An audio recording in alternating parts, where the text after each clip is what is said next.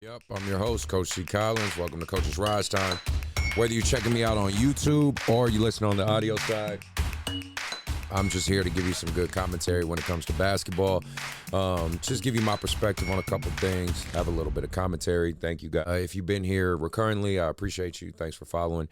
And if you're new here, thanks for checking me out. Go ahead, hit that subscribe, that like button. Leave comments, too. Let me know how I'm doing. Help me grow the algorithm, right? We appreciate it. Like my poor man at the Poor Man's Podcast says, do the HBO special, help a brother out. I think right now I'm at like 180 subscribers. If you can get me to 200, 250, be really appreciated. Small goal, but it's my goal. So today's topic, just want to get straight into it. I've been noticing a trend in, basketball and referees getting attacked. I definitely want to show you guys a quick little video for you guys who are checking it out on YouTube. For the people who are listening, I'm going to play a little bit of the clip for the audio side of you for this news article. It happened in Vegas. Articles from 3 days ago, and me coaching and being on this AAU side, I'm noticing a lot of attacks and a lot of, people just quite honestly getting fucked up, and it's got to stop. It's just getting ridiculous, and these are human beings too. And I'm also going to talk on the flip side of it, because I do know and will acknowledge there are officials out there that don't seem to care about their job, don't seem to care about the well-being of the kids, and sometimes treat it like it's just a cash grab rather than an actual job that they need to take with pride. So I will talk on both sides of that, but let's do the article real quick, please. Hear how crazy this is. Basketball game in Las Vegas. A referee had to spend several days in the hospital because of his injuries. Fox 5's Drew Andre joins us now to tell us about it. Drew. Well, John, in pretty serious injuries, brain bleed, a concussion, 5 teeth fractured, a complete tear of his ankle. These are just a few of those injuries to Perry Woodward after witnesses described that he was sucker punched by a coach and that coach's son, and he wasn't even the one that officiated the game. I show up to do my 2-game set, and I'm working with a familiar coach. I figured worst case, there'll be slight confrontation, but nothing serious. And it was everything but. After a high school basketball rec league game at Doolittle Community Center. Okay, I got to stop it right there. This is rec league. Just so you have this clear. This is rec league, not a AAU tournament, not a state high school game. Not something that's going to get you a college scholarship where there's a lot of money and things involved. As far as I know, most high school most rec leagues generally don't cost that much. Pretty cheap overall, actually. I think Hardwood Palace, their youth rec league is like $85, maybe 100, 150 at the most, even for high school. And you usually get 1 practice a week and 1 game a week. Like for ours, it's on a Friday. You heard all the injuries this may have suffered over a high school rec game. And from the other official that was talking in the news article, he was more mad at him than he was the actual official that got attacked. And as you can see, for sure on the YouTube, because, I have the click and the clip, and the link will be in the description as well. You can see the injuries this man suffered. Like, who raised you? Some of you people, like, you heard it was a coach and his son. The son is obviously taking the impression from the dad, but where did the dad come from? I mean, real talk. Sometimes I look at this AAU background in the basketball world, and I'm like, who raised you? Where in this world does this make sense? So that's just my first take on this, that a rec basketball game went down like this.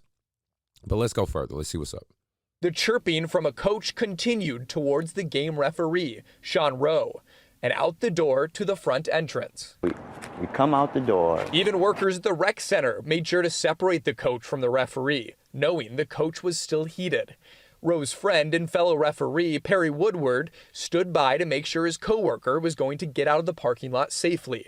Rowe says that coach and his wife continued to escalate the conflict. Walking in between the Doolittle staff that separated us, and she lunges at me. As wife lunges at me, I throw my hand up and I take a step back. Then just moments. I gotta stop it right there. So you can hear from this story, the wife initiated the violence. Now again, this is allegedly. I wasn't there. This is going off of the official's word, but allegedly the wife initiated it. I'm not going to take like this whole crazy Fresh and Fit podcast or Kevin Samuels or mediocre tutorials and reviews standpoint where like you need to get your women in check and all that. I'm not going to go on that standpoint. That's neither here nor there. But it is very much understood, and I don't care what women want to say. Are there women out there that can handle their own, that can fight, that can whoop like an extreme athletic woman who's in a fighting physical prime? Could she beat the shit out of most average men? Absolutely. But let's just speak in generalities. Generally speaking, most women aren't beating the shit out of most men. But yet this woman, the wife of this coach, initiated the violence that transmitted onto this guy to put him in the hospital, who wasn't engaged in the fight at all. He was just trying to be the peacemaker. So let's think about that for a sec. Ladies, if you see men getting into it, in my opinion, you guys should be the voice of reason. I can't tell you what to do. This is just my advice. You guys should be the voice of reason. You guys should be the calming factor. You should understand, like, this is my son, this is my husband. I don't want them dealing with criminal repercussions. Let me step outside myself and let me calm both of them down. But in this story, in this instance, allegedly, she's the one that initiated the fight and the violence, which now most likely is going to affect this young man, this grown man, and this wife for the rest of their life. Just moments later, Rose says the target changed, and the coach and his son both ran towards Woodward and punched him in the face. Taking a swing at Perry, and I blink, and they connect with him. They connect with Perry. I blink, and then I hear a loud thump. Woodward, a veteran referee of 20 years, even most recently an official at a state championship game, is still in the hospital with another surgery to go from his fall. Doctors say he's lucky to be alive. We have constant threats towards us all over town doing games. But to see this type of violence take place towards an official, it's hard for me to find a story where this much physical injury occurred to somebody who is actually here officiating a game for some kids. Christosic said violence toward referees around the country is on the rise. At the same time, they're having a harder time finding people to work as refs. The last couple of years, these instances are increasing every year. And quite honestly, unless they stop, without officials, we're not going to have games. The officials say this has to be a lesson, that it's just a game. We got to stop that. Everybody, we have to stop. And city officials confirmed that one man, we know that was the father, was arrested, and two others, the mother and teenage son, were cited. However, Christosic said that officials are protected under a higher standard of a public official, so it is possible that more charges could come. John. So yeah, how crazy is that, right? You're going to a basketball game and you end up leaving in handcuffs. And again, wife cited, kid cited, father incarcerated. Possibly, well, I shouldn't say possibly, probably going to face criminal charges. Maybe do time in county. Obviously, it depends on your socioeconomic status and how severe they want to do things and the factor of COVID. They might not want to put so many people in jail for what they deem petty crimes, but that's still going to be on your record. And if you are a coach that actually is worth your salt and you care about your reputation is tarnished. Is it really worth it? And that official was a 20-year vet, they said, and just did a state championship game. So I would like to think a 20-year vet is a pretty solid official. Doesn't mean that every 20-year vet is automatically a great official, but I'm just going off of what I would deduce from the information given. So let's talk about it. Let me give you my perspective, and you obviously can leave comments. Tell me about. I'm in this Facebook group called AAU Fans, There's lots of complaints about officials in there, and vice versa. There's lots of complaints about parents. There's lots of complaints about coaches, and there's also a lot of positive as well. Like, I know for a fact I put my podcast out there, and I also showcase when my teams are doing well, show highlights. I really try to spread some positivity and give my opinion on some commentary out there as well. It's pretty crazy that we live in a basketball era where officials are being attacked at a more frequent level, and to the point that we're running out of officials. And I encourage you, people that want to make money in basketball, like, being an official is the highest paying part-time job you ever have, because they always need you, and you can pretty much make your own schedule. And a lot of times, most of them will pay you anywhere from $20 to like $45, sometimes $60 an hour, depending on the level, the sport, or not the sport. Well, the sport matters too, but we're obviously keeping the realm of basketball. But the level, whether it be high school, collegiately, a high level UA event, Nike YBL AAU event, like, and obviously your rec leagues, your normal, AAU tournaments, things like that. It's very hard to say there's anything justifiable about that. There's very rare circumstances where I could say an official needs an act of violence. I can give you guys my own anecdotal experience where I had to walk away from a violent situation because a ref actually wanted to physically fight me. And at the time, there was a bunch of YBA teams around. We were in Soldier Town in Oakland. And it just, and I'm the co-director of YBA, so it obviously doesn't look good. There's more ramifications if I get into that, and that I'm going to deal with, than most likely that official. And what was crazy was the official wanted to fight me because I wouldn't let him put his hands on one of my 13-year-old kids. At the time, it was Jaden Hurtado, one of my kids. We were playing the Oakland Rebels. The official got a lot of calls wrong. Definitely a lot of calls wrong. For one, he when you take the ball out on a dead ball play, not when it's after it's scored, there's this misconception that you're not allowed to move your feet whatsoever, like you have to stand still like a statue. Well, that's actually not true. If you look at the NFHS handbook, this is just a tip for some of you guys who are interested, you can actually step a couple of feet behind the line so you have space to pass, and you can move 3 feet to the left or right. Your feet do not have to stay stationary. You can't move across court, but you can move at an angle to try to get the pass in. This official kept saying it and kept calling the turnover when literally my kid would just adjust his feet to pass the ball. He was under the belief that you literally can't move your feet like you're in cement. And I told him, that's wrong. And I showed him, and he got offended, obviously, because for me, I keep the NFHS handbook on my cell phone, and it's, over 1,700 pages, but you can look at it through the Kindle app and things like that. I always update it every year and keep it through my phone, so if any official wants to battle me on actual rules, we can do that.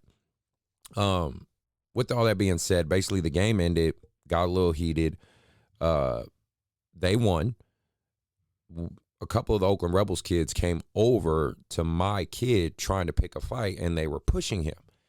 And the official didn't grab the kids that were actually attacking mine. He went and grabbed my kid and started manhandling him. He started manhandling Jaden. So I said, hey, man, so I grabbed him and said, hey, you can't put your hands on a kid like that. He's 13. He's underage. His parents are right there. Like, you can't physically assault this kid like this, because he was manhandling him.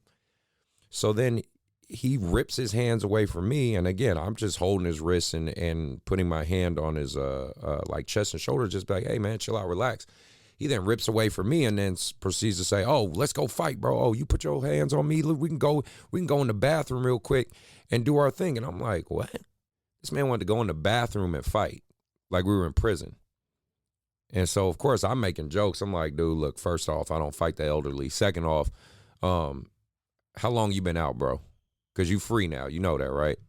Like, you know that, right? And so either way, so, long story short, I walk away and just say, screw it, wash it. I don't think I've seen that official since.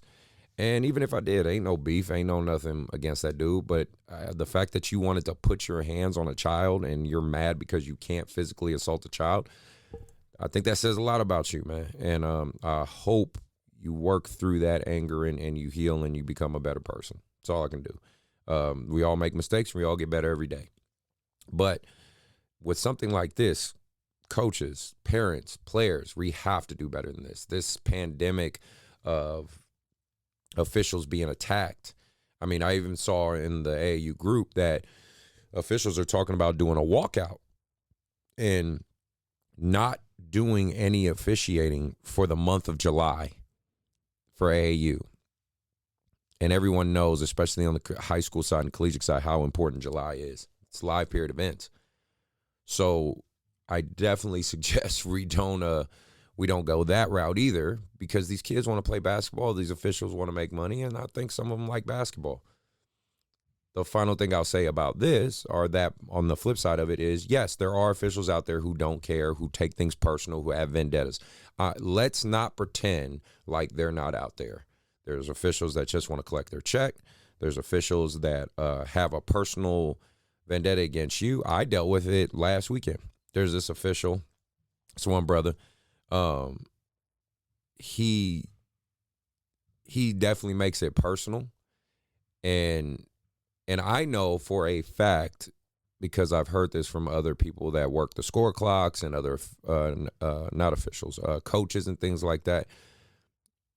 Refs in my area either love me or hate me.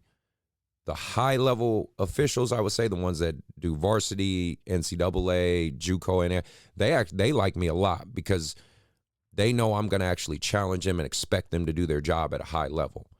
And they overall know that I can admit when I'm wrong, but they can also admit when we're wrong, and we have a great dialogue. It's the officials who are not used to actually having to be forced to know the rules and be challenged. They're the ones that have the problem with me the most.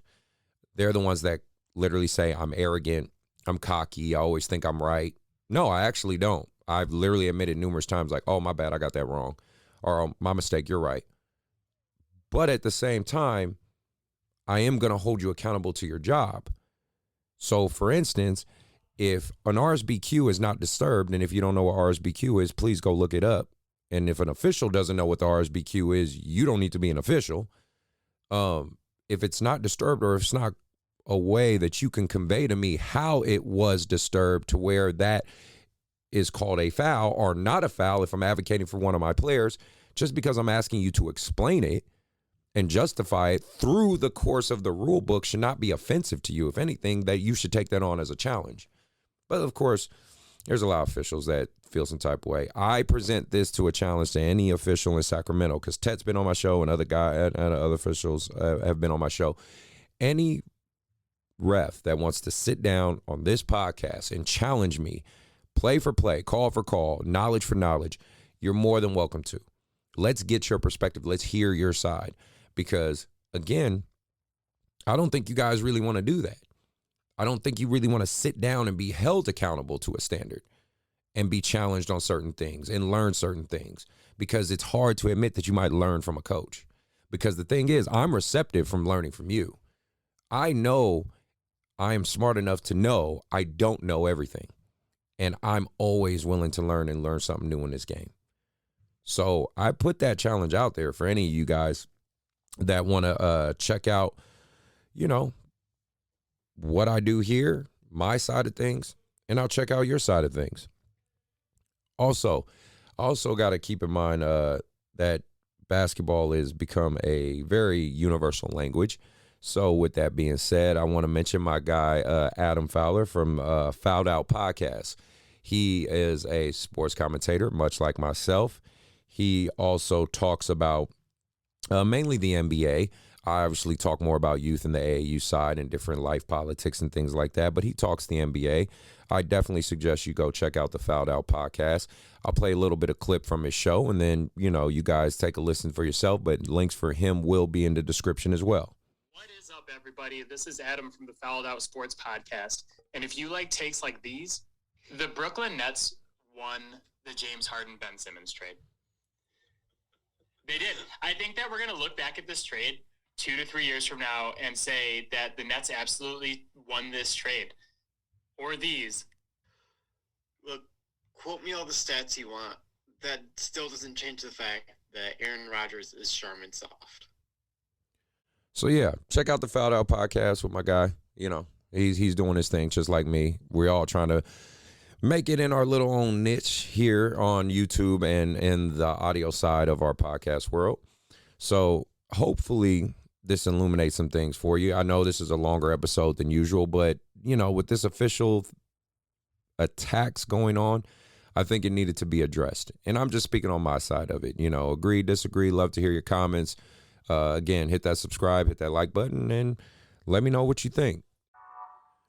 With that being said, I would like to say thank you guys for listening and checking me out. Thank you for checking out the YouTube. Appreciate you a lot. You know, just always trying to give some good commentary. Again, hit that like, subscribe, sign up for the Patreon, get some new exclusive content. If not, just keep ghost watching and learning. Everybody be safe out there, and I'm out.